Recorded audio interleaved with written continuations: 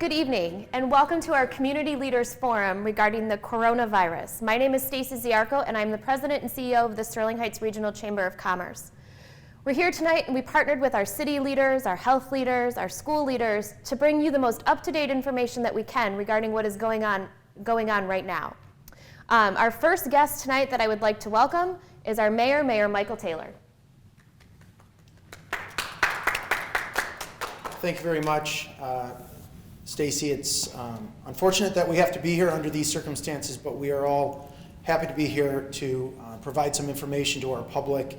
And we want to start off by saying that our top priority right now is protecting the health and the safety of our residents. Public safety is always our number one priority in Sterling Heights, and we have a great track record in that. And public health goes hand in hand with public safety right now. So what we're doing tonight is we're providing this information in an effort to keep you informed with the latest and best information so that you're prepared to protect yourself and keep yourself safe at all times. The format tonight you'll see is that we do not have any public participation from residents or from any audience. We're here with a group limited to less than 10 people, which has been based on the recommendation of the governor and the CDC. We have a panel of local experts and people who are on the front lines of this, either at the hospitals, in the city, or through the school districts. So we're going to be providing you some very valuable information tonight, and we encourage you to watch, submit questions via the Facebook Live app if you have any, and we will get those answered later in the program. I do want to just thank and recognize my colleagues on the City Council who have been providing steadfast leadership for the city throughout this crisis. I have personally been in discussion with our aides at the federal level, with our federal legislators, with our state legislators, and leaders in the courts and throughout the county to make sure that we're getting the best information out to you so that you can do what you can to protect yourself at all times. I want to thank the city administration for helping put this together with the Sterling Heights Regional Chamber of Commerce and Industry. I want to thank Mark Vanderpool for his leadership and being on the front line of this, getting the information out quickly. We were one of the first communities in the Metro Detroit area to shut down our community center, our senior center, our city hall. We've been as proactive as we possibly can. I want to thank our first responders. We're going to hear from our fire chief later tonight. But our first responders truly are on the front lines, and we're doing everything we can to keep them safe because they're out there keeping you safe. If you call 911, you know that they will be there and they will respond, and our city employees have done a tremendous job through what are truly unprecedented times. I want to let you know that I've received a lot of messages from our tremendous community with heart and spirit that they want to contribute in any way that they can. So the message that I have tonight is that if you want to volunteer, if you're able to volunteer, we are working to provide an opportunity to pair you up with somebody who's in critical need. We know that we have many seniors and elderly population who are asking to stay home. So if you are able to either go grocery shopping for them, pick up prescription drugs for them, help get them to an appointment if necessary, we want you to sign up by visiting or by emailing cityhall@sterling-heights.net, and I'm incredibly proud of our community and all the messages of support that I've heard from our tremendous residents. So in closing, I want to speak directly to the residents of the city of Sterling Heights and tell you that we are all in this together. You have a great team of leadership from your city council, your city administration, police chief, fire chief, all of our first responders. We're all professional, diligent, hardworking, and we're doing everything we can to protect you and keep you safe. We encourage you to go on to coronavirus.gov, go to the CDC's website, go where you can to find reputable, good information. Take care of yourself, wash your hands, avoid touching your face, stay in your house if you can stay in your house. And together we are all going to get through this. There are going to be some painful days, weeks, and months ahead of us, but I promise you that we are resilient and we can get through this, and we will get through this. So I want to thank you all. Godspeed. God bless you. Good luck to everyone. and thank you for watching this. And please encourage you to submit any questions that you do have. We'll be happy to answer them. Thank you. Thank you, Mayor Taylor. I will reiterate that you can ask any of your questions via our Facebook Live comment section tonight. If we are unable to answer your questions here today, they will be answered and posted on Facebook later in the week. So we encourage you to ask any questions that we can ask of our experts. So many of you are home with your children, and I'm sure you have a lot of questions regarding what is going on. We've got both representatives from Warren Consolidated Schools and Utica Community Schools here tonight. So first, I'd like to introduce Carrie Weissop, the Executive Director of Facilities from Warren Consolidated Schools. Thank you, everybody at home. I just want to let you know on behalf of Dr. Robert Livernoy, our Superintendent of Warren Consolidated Schools, I'm happy to be here and just discuss some of the things that our task force has started well before we closed schools. The superintendent had developed a task force that has our district nurses, his cabinet, myself as the operations director, and our IT director. And that format that he established put a great a group of people together to really brainstorm on how we were going to manage and handle the starting of our closure of the schools and getting our buildings prepared and ready for the students' return. I can tell you that he also established an excellent online coronavirus webpage that you can access through our district website, and all of the information, the letters that he had sent home to all the parents are all there for you to review, and also all of the resources such as parent communication resources, instructional resources, community foods, and so on.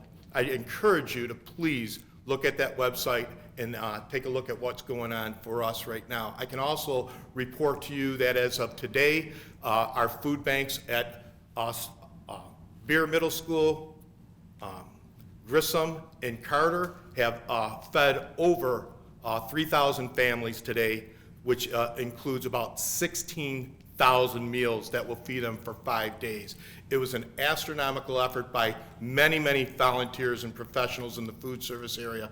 It's been an outstanding effort for all of us just to get this thing under control and in wraps for our school district. I'm very proud and pleased to be a part of this team, and I just want you to know that Dr. Livernoy has moved forward with every effort to make our schools safe, secure, and very, very much disinfected and sanitized. I look forward to any questions that I might be able to answer as those come up. Thank you very much. Thank you, Carrie. I would now like to introduce Dr. Christine John, Superintendent of Utica Community Schools. Good evening, and thank you, Mayor Taylor and the City of Sterling Heights for this opportunity to update our community as to what we're doing, much as the Warren Consolidate is also just shared their remarks and they're preparing. What I want the public to know is that the Utica Community Schools remains open for business. What does that mean? That means while students are at home and many of our employees, our central office is open. Our schools are closed to the public, but our principals are still in their offices so that they are able to answer emails, help get medications and students' belongings back. We believe that happened mostly this week, and we will continue to move forward with our plans. Where we have been focused, I really want the public to understand, let's keep this in perspective. Just like Warren Consolidated Schools, we actually implemented our emergency plan several weeks prior to school closures, but schools have only been closed for 3 days. 3 days, and so we are in the process right now. We are really focused, and our staff worked over the weekend. We are really focused on the care of our community and our children and families. We're also focused on making sure that our students still have connections to our schools, and that we are providing for continuity of instruction. So what do I mean by the care for our children and families?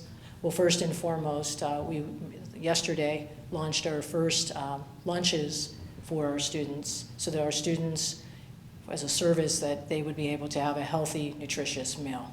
So yesterday we had, we were at Stevenson High School, for example, and we had over 3,000 meals that we provided. Today we continued with that effort across all 14 sites throughout the community. By Friday, we will have served 33,500 meals.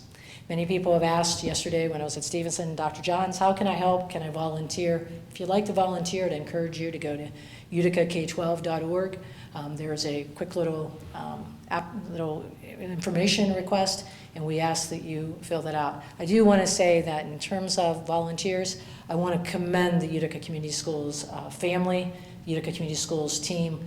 We have between our bus drivers, our paraprofessionals, our teachers, our food service workers, we had lots of help as we started this first week, and we have a tremendous team. In terms of connection, we want to continue to connect with our families.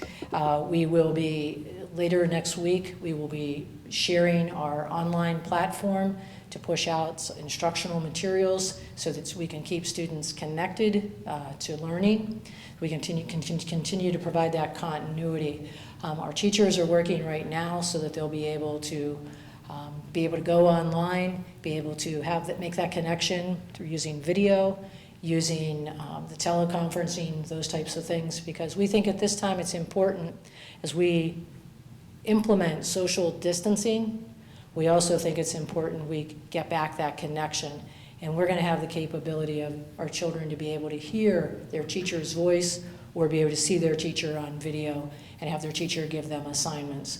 But I really want parents to understand those assignments won't be 6 hours of school all day on the computer. It really will be posting assignments and the opportunity for some minimal dialogue and to make that connection again with their principal, their teachers, online. Again, the continuity of instruction. Again, as I said, our business functions remain open, and we're going to continue to be available to support our community. I do think it's important to note that Utica Community Schools, all the school districts in the county, are working closely with the Macomb County Health Department, the County Executive's Office, as well as the Macomb Intermediate School District. All 21 districts are working together because we know that as the next several weeks unfold, our community will need support. And we are closely collaborating with the City of Sterling Heights. We have great partnership with the City of Sterling Heights, with fire, as well as the police department and the city. And our plan is that we're going to continue to adjust and adapt to be able to support this great community. Again, I want to say thank you to all of this staff that has been working. The Utica Community Schools team has been tremendous, and I couldn't be more proud of them. And I continue to be humbled by the spirit of this community. I know together, while these are difficult times and some things are uncertain, I am confident that working together, we are going to get through this very interesting time. Thank you. Thank you, Dr. Johns. We'd now like to introduce you to Melissa Jackson, the Director of Quality and Compliance from Henry Ford Macomb. Good evening, and thank you for inviting me to participate tonight as a community hospital representative. At Henry Ford Health System, the safety, the health, and the well-being of our patients, our visitors, and our team are our top priority. Our care teams are well-trained to provide safe and effective care during this coronavirus or COVID-19 outbreak. During this public health emergency, we've taken safety measures at our hospitals, our outpatient medical facilities, and I can assure you that we're doing our part to stop the spread of COVID-19 and to provide optimal care to those who have already contracted the infection. We're working daily with our partners at the CDC, the Michigan Department of Health and Human Services, our local health department, and our healthcare coalitions to respond to this evolving situation. I also want to share that healthcare facilities have been working with governmental agencies and other healthcare providers for several years to provide guidance and prepare for incidents and disasters, including the emergence of a novel pathogen such as COVID-19 and preparation for a pandemic event. We're also building on our learnings from activating our emergency operations plan during the Ebola outbreak in 2014. While we have several messages for our website for the public, there are a few important points that I'd like to share and emphasize with all of you tonight. Number one, hospitals and healthcare institutions in this community and across the globe are working very, very hard to care for sick patients and keep up with the ever-changing needs of our communities. We've all activated our emergency operations centers and our emergency operations plans, and we're working tirelessly and definitely around the clock to keep you healthy and safe. As a part of the governor's order and for the safety of our patients and our staff, healthcare facilities are limiting visitor restrictions, and we're screening all visitors for symptoms of illness, which could include fever, a new onset of cough, sore throat, or runny nose, and shortness of breath. There are criteria for conducting COVID-19 screening on individuals who present to hospitals, and it's very important to know that not all individuals who show up at the hospital to be screened will be tested. And most importantly, you, the community, play a very, very important role in slowing the spread of this virus by taking the following actions very seriously. First and foremost, cleaning your hands often with soap and water and using alcohol-based hand sanitizer when it's indicated. Hand hygiene is the single most effective way of preventing and reducing the spread of infections. Stay home, please, if you're sick. Again, the symptoms of this virus may include fever, new onset, cough, sore throat or runny nose, and shortness of breath. If you have mild symptoms and you aren't experiencing a medical emergency, it's important to stay home and contact your primary care provider for further instructions. Social distancing has a great impact on slowing the spread of viruses. At this time, it's very important to avoid gatherings in groups of people of 10 or more. And finally, we recommend cleaning and disinfecting frequently touched surfaces. We also have additional information available for you on our website, www.henryford.com. And finally, we know that this public health emergency feels scary. We're all in this together, and your healthcare community is here for you. We will continue to support you and care for you during this unprecedented time. Thank you, and I look forward to answering your questions.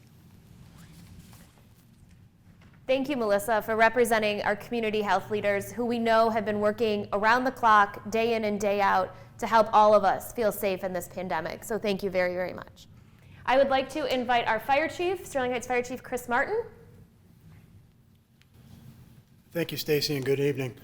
The men and women in the fire departments and the police departments around the country and the healthcare workers all chose a profession to go to work every day to make a difference and to save lives.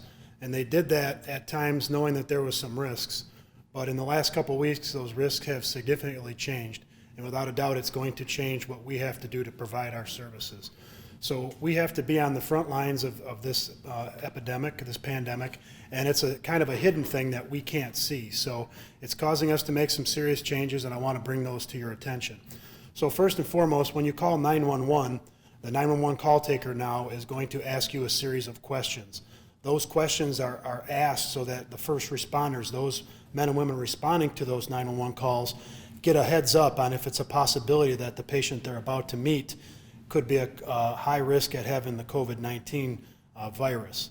Once our firefighters and EMS personnel arrive on the scene, they're going to take some extra steps by putting on some PPE, and they're not going to just rush right in. They're going to try and address the patient from a distance, maybe even ask the patient to meet them outside if the patient can walk.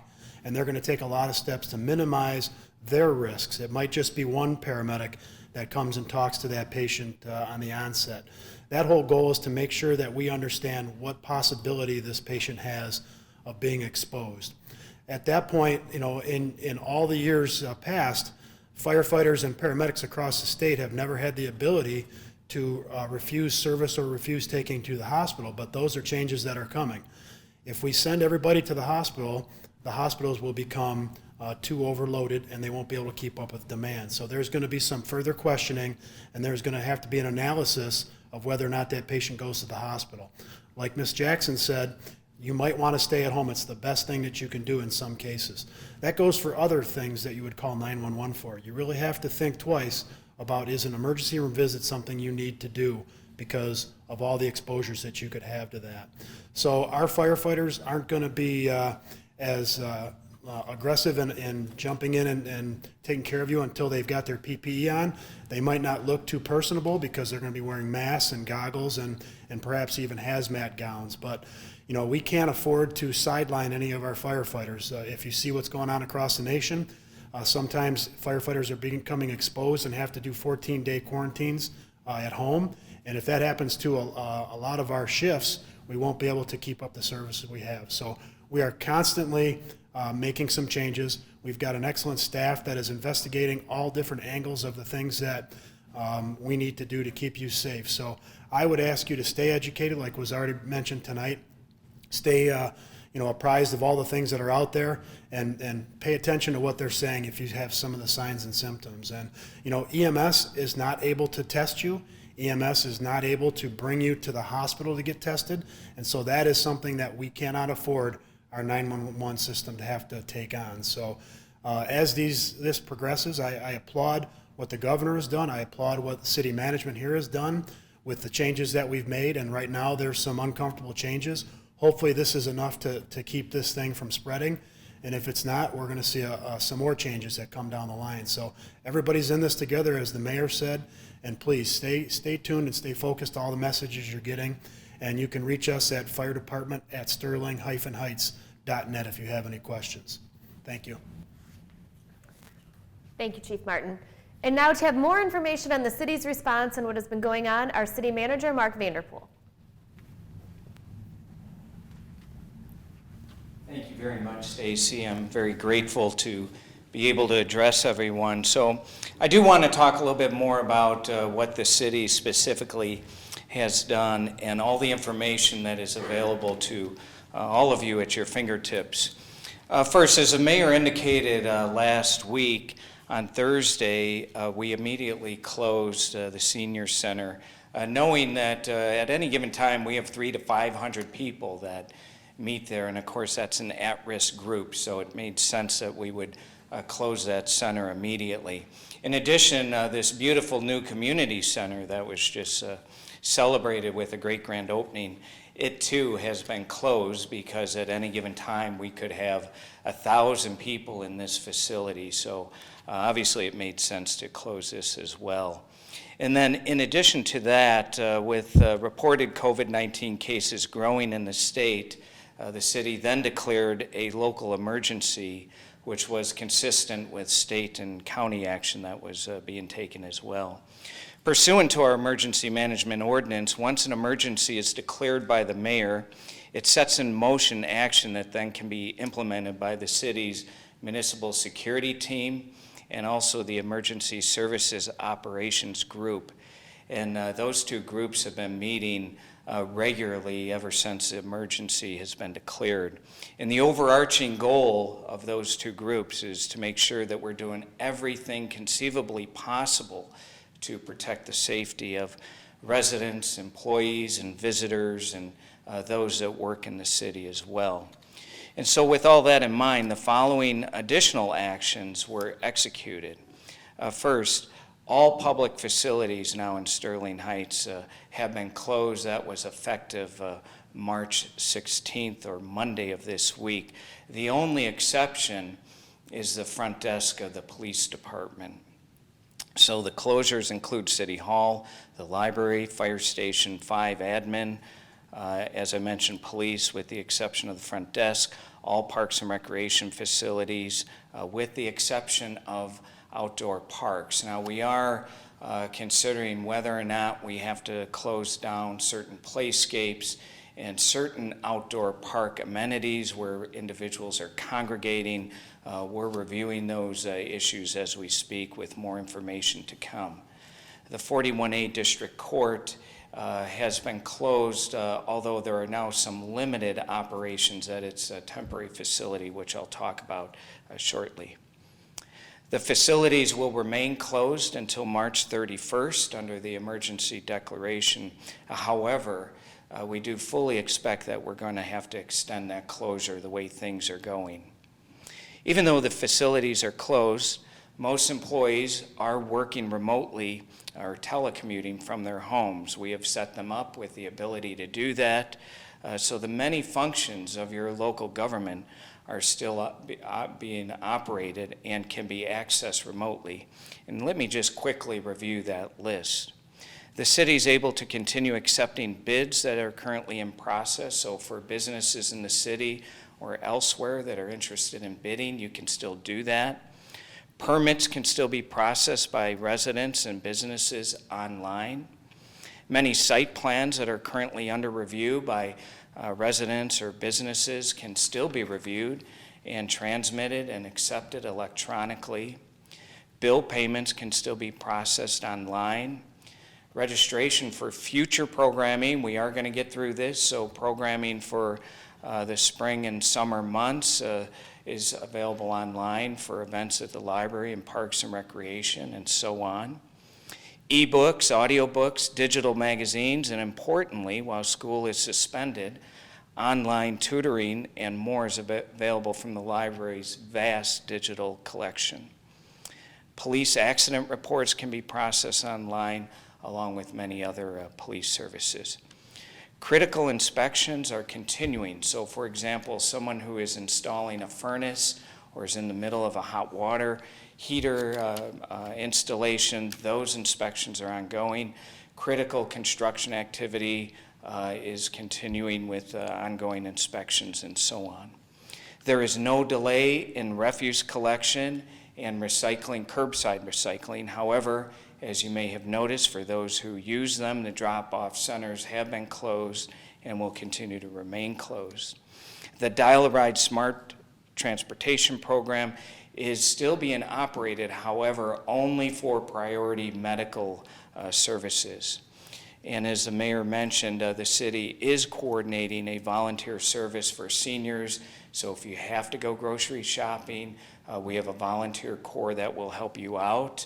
And we have a hotline number that has been established for that, which we're going to begin promoting. So if you're a senior, you simply call the hotline number that's going to be advertised by the city. We'll get you connected with a volunteer and make sure you can complete your shopping needs and any other priority needs. The 41A District Court is operating out of the former Shelby Court building while the Sterling Heights location remains under construction. And the address for the temporary facility is 51660 Van Dyke. So the court is under limited operations. You can call the court's phone number to find out exactly what those limited operations are.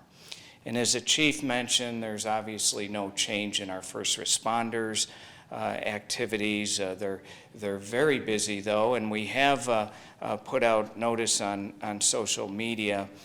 To the extent we can build our supplies, our inventory for personal protection equipment, the N95 masks, goggles, cleaning, sanitation, and the like, feel free to contact our fire department because we would like to hook up with you and expand our inventory. Now, the federal government has said that they're going to start making those supplies available very soon. 500 million masks, for example, but obviously that's going to take some time. And I want to make sure, too, that everyone understands for the police department, when you call the non-emergency number, we will take police reports. However, most of those are going to be done over the phone if it's not a priority issue, so please note that change. Our first responders are certainly enforcing the governor's executive orders as it relates to restaurants and bars having to be closed with only drive-up, walk-up, or carry-out service. So thankfully, we've had very good compliance with that. I wanted to highlight a couple of very important hotline numbers. First, the Macomb County Health Department's hotline during this crisis, should you have any health-related questions, is 586-463-3750. That's 586-463-3750. I also want to highlight the Michigan Department of Health and Human Services hotline. Their number is 888-535-6136. Again, 888-535-6136. That hotline is open from 8 a.m. to 5 p.m. 7 days a week. So keep that in mind. If you can't get in touch with your primary physician, you have an important question to ask, those hotlines will be invaluable. Also, we're pushing out some information to all of our businesses. We're very concerned that our businesses are getting the support they need at the state and federal government. Obviously, you've heard on the news the stimulus package and support package for the large manufacturers, airline industry, and the like. but we want to also make sure that our small businesses are getting the support they need. So you can go to our website if you're a business, and you can see how to get connected. We have links that will connect you directly with the Small Business Administration, so you can figure out exactly how you can get access to the small business loans, which actually are accessible right now. So you can find out that information on our website. I also want to encourage restaurants to sign up on our website. There's a really neat link that is DetroitFoodUpdates.com. We want to get all of our restaurants on this service. Right now we only have 10, and of course we have hundreds of restaurants. So we want you to go to our website, sign up for that, so everyone knows that you're open for carry-out and drive-up service. So at this time, I really want to thank once again everyone who spoke this evening. The collaboration has been really phenomenal with the school districts and the healthcare facilities and establishments. And certainly, again, I want to also thank the Mayor and City Council for their continued support. And we are available. If anyone has any questions outside of this forum, as the Mayor mentioned, you can simply email cityhall@sterling-heights.net, and we will make sure we address any of your questions. Thank you very much. Thank you so much. And I would also like to add the Sterling Heights Regional Chamber of Commerce knows that this will be an impact to all of our businesses and all of our members. We also have been collecting data on our restaurants and our carryout and our delivery locations. If you visit our Facebook page as well, we will be communicating that out later this week and hoping to do the best that we can to keep our favorite restaurants open for us for many, many years to come. So we ask that you look to those sites as well. So I do have some questions, and Melissa, I'm going to start with you. You want to make your way back to the microphone. One of our questions is going to the dentist still safe? Yep, I don't know that there are any executive orders prohibiting anyone from going to the dentist, but I know that there are several offices that have chosen to close on their own. My recommendation to anyone who has a current appointment is to contact your specific dentist and ask them if they're still holding appointments. And they may be triaging appointments, but contact them directly. Thank you. The next questions I have are for both of our representatives from the school district. So if you both want to take a stand at the microphone, I have several for you. These two are very similar. The first one is, will our students have to repeat the same grade?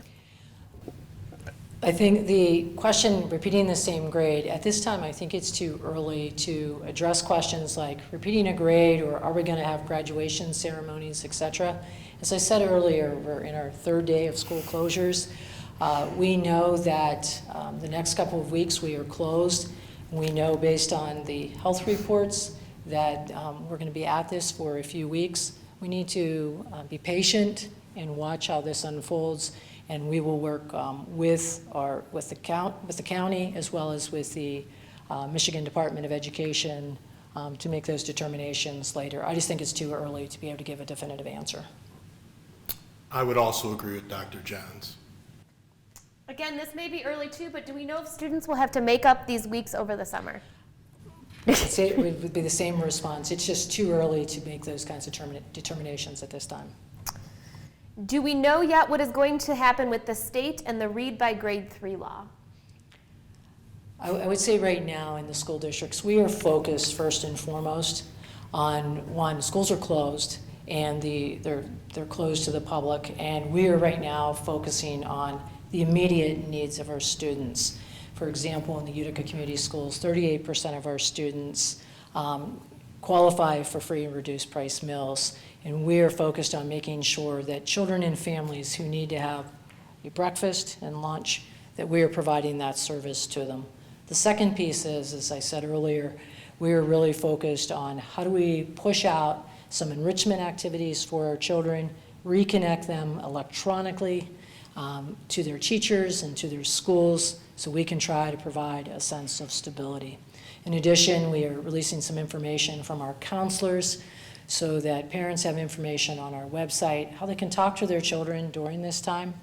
This is a time that I think for us as adults is very uncertain, Sometimes it sounds very scary, and in fact, we need to care for our children and our families to give parents the talking points that they can actually help their children work through this issue. Because I think for children, this is difficult. It's how do I understand? For Warren Consolidated Schools, I would agree with Dr. Johns again, but I also would like to divert to our website for answers, frequently answered questions on such questions as those. Those are being answered, and if you want, you can also ask a question, and those responses will be forwarded on through that list of questions that are given to us. So with the communication for Warren Consolidated Schools is really going to be our website, letting people be informed and know of what's going on so that the questions can get answered very easily through the website. And I would echo that for the Utica Community Schools. We have a website that has a lot of information about COVID-19. We have sent information out to our families. The best way to reach us is really via email. We do have staff available who are at home and also in the district answering those questions and getting an immediate response. So again, a question that may be a little bit premature, but I know is on the minds of many, and it says, Kansas has officially ended their 2019-2020 school year. Is there a contingency plan for what happens if that becomes necessary here? And if so, will current seniors graduate? Again, I would respond the same way as we have. It's just too early to make those determinations right now. Are we planning and are superintendents thinking about those things? Absolutely, but it's just right now we're dealing with the present and planning into the future, but we just don't have those answers today. And some of that will be, again, working in partnership with the Michigan State Department of Education and the governor's office. Those questions are definitely going to be needed to answer at the governor's level. The superintendents I know currently are working with that department, and those things will be answered further on down the road. I'm in agreement with Dr. Johns. We are working diligently to make sure our families are fed during this crisis time, and those are the things that we're focusing on right now, is those important things. And so I would defer again to our website to get answers to your questions. Can you share a little bit about the video lectures and lessons for students that will be forthcoming, and how will that work? Yeah, our curriculum staff is working diligently with our teachers to be able to roll out that information on our online platform called Schoology. What will happen is that our teachers, shortly we will send out a communication to our parents via email. We will have instructions of how they can log on, and then teachers will also reach out to their students once parents are signed on, and then we will begin posting lessons, posting videos. But I want to be really clear here. There's 27,000 children in the Utica Community Schools. So in order to push out that level of information to our students and relying on 1,400 teachers to do that across 36 buildings, and also the varying needs of our public, that we will be able to do that, but it will take some time and some patience working with our families. I do want to say that I know our teachers are already, through social media and other means, reaching out to our students. Again, remember earlier when I talked about that connectivity, we really want to be able to connect our children back to our schools, back to their teachers, but I also don't want to overpromise here tonight. There will be activities for students and those connections. We also will have hard packets available, and we'll message out to the community when we have that available. They'll be able to pick up those packets at the elementary level at any elementary school in the Utica Community Schools. The goal is to give our children enrichment and to allow them to have some practice activities so that we are able to sustain their learning and try to keep that continuity of instruction. Currently, the superintendent and his cabinet are working through all those logistics. Most of those questions are going to be put on our website also. And as it moves forward and further into this crisis, they will be determining how they're going to handle that. My child already has 13 assignments from 2 teachers. I have 3 children sharing resources. What are some resources that are available if we do not have enough computers or bandwidth? Well, what we're going to do in the Utica Community Schools is that we are using our curricular materials. So if you do not have if you're not able to get the information online from us. As I said, at the elementary schools, we will have learning packets for students, which will be hard copies, which parents will be able to pick up and do with their children. On our website, we have phone numbers that can be, you can call and you can ask specific questions about your students or what's going on with the virtual learning, and those questions will be answered to all on our questions and answers page. How are students with IEPs and 504s getting their accommodations met? We are currently working with our special education staff. Whatever we provide for regular education students, we're required by law to provide for students with disabilities. And Sean Waymaster in our office, he's the executive director, is working closely with our families to address students who have an IEP.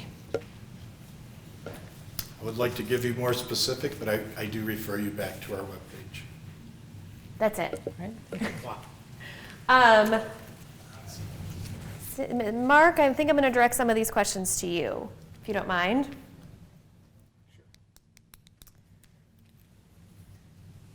Approximately how many cases of COVID-19 have been officially diagnosed within the Sterling Heights city limits? Is there just the one at Shap, or have there been more? It is just the one at Shap. That diagnosis came last night. And as you know, Shap now, along with the other major automotive manufacturing facilities, are closed down. I believe it's until the end of the month. So they took swift and decisive action on that particular case. Do we know if there are other sites where people have been potentially exposed? At the local level, we do not have that information. It's all handled through the state Department of Health and Human Services, but we do not have any other confirmed cases in Sterling Heights at this time. If COVID-19 positive residents do not self-isolate, do you have a plan in place for compliance? Well, first of all, that is a matter that really is between the individual and their physician. In some cases, they can self-quarantine at home. In some cases, they have to be hospitalized, and in other cases, other measures taken. So it really depends on the extent of that individual's case. And again, that is not something we are directly involved in. However, if the state or county needed any assistance, certainly our fire department, first responders may be able to assist. It would just depend on the situation. We have not encountered that yet, of course. This is a question related to our police department, and it says, will police be patrolling more now that more people are sheltering at home? Well, first, there is no mandate to shelter at home yet at the federal level, nor from the governor. There is no executive order as such. That could change, though, of course, as things develop. It really depends on the level of compliance. We would have to monitor that as needed. But I will say, from everything we have seen, not only in the state of Michigan, but across the country, in some of the areas where this has happened, there has been strong voluntary compliance.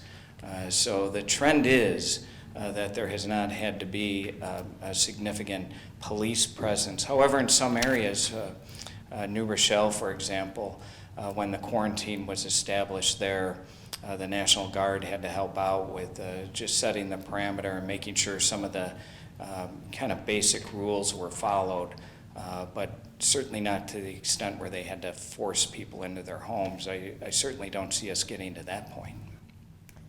Thank you, Mark. That's the last question for you. I do have one more. This will actually be our last question for the night.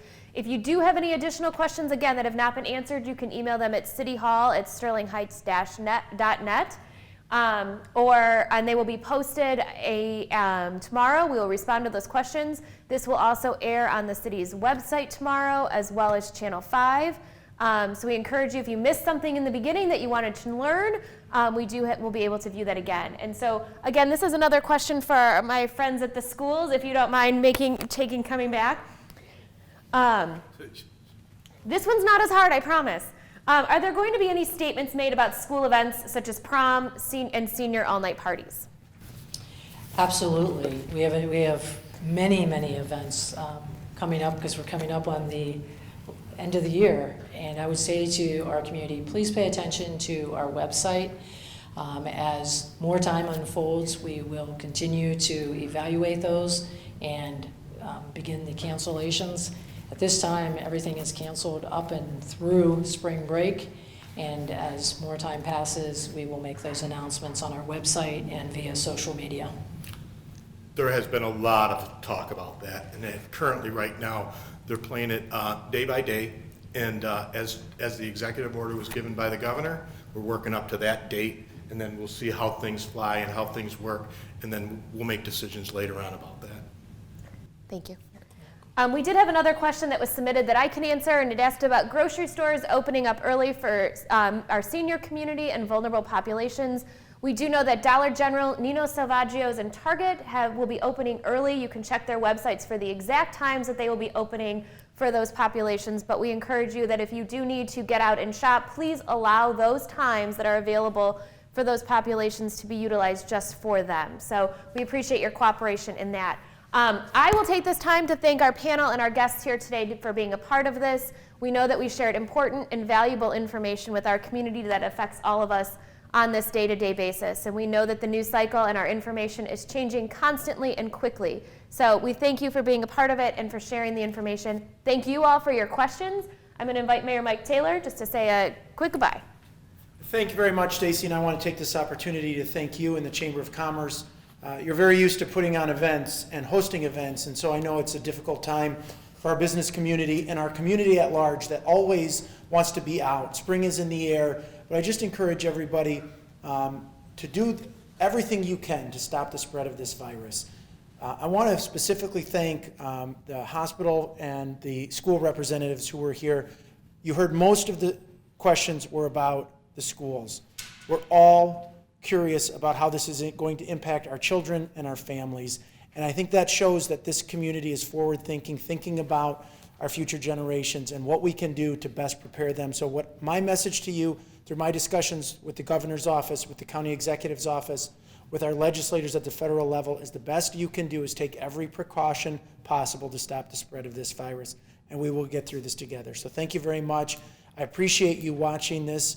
And as it was said, this will be rebroadcast many times. If you have other questions, please contact your city council members. Please contact me, and we're always here to help. Thank you all.